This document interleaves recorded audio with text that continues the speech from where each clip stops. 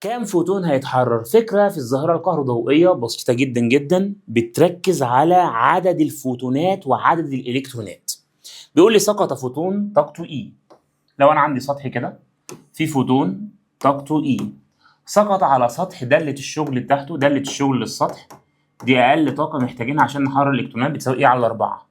فإن عدد الإلكترونات تتحرر هو إلكترون واحد، يبقى الإجابة الصح ألف. ليه؟ لأن كل فوتون مسؤول عن تحرير الإيه؟ الإلكترونات. بس هنكمل السؤال.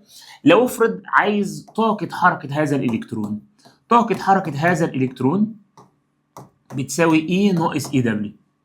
يبقى طاقة حركة الإلكترون، وده معادلة اسمها معادلة أينشتاين للظاهرة الكهروضوئية، هتبقى E ناقص E على 4، يعني هتساوي 3/4 E. ده لو عايز طاقة حركة الإلكترون.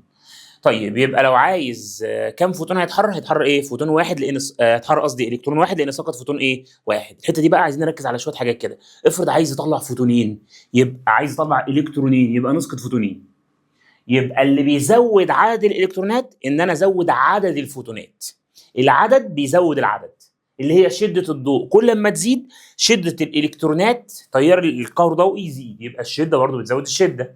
يبقى لو اقول لك انا عايز اطلع مثلا 4 الكترونات، يبقى نسقط 4 فوتونات. لو اسقطنا كده 4 فوتونات يطلع 4 الكترونات.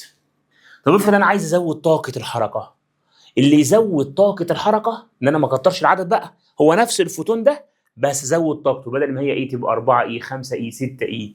يبقى اللي يزود طاقه حركه الالكترون المتحرر زياده طاقه الفوتون الساقط، او اغير الماده دي بداله شغل اقل.